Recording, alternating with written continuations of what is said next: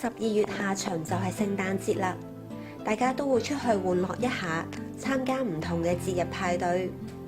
可能因為咁樣而感到疲累，甚至因為睡眠不足以致心煩氣躁。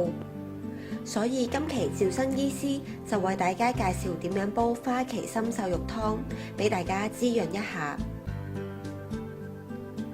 材料：白蓮子1兩，生曬淮山1兩，無花果3粒，花旗參半兩，瘦豬肉半斤，同埋適量嘅食鹽。製作步驟：首先洗乾淨瘦肉，過滾水3分鐘，撈起備用。然後洗乾淨藥材，取適量嘅清水，將所有材料慢火煲1個半小時。最後加上適量嘅食鹽，咁就飲得㗎啦。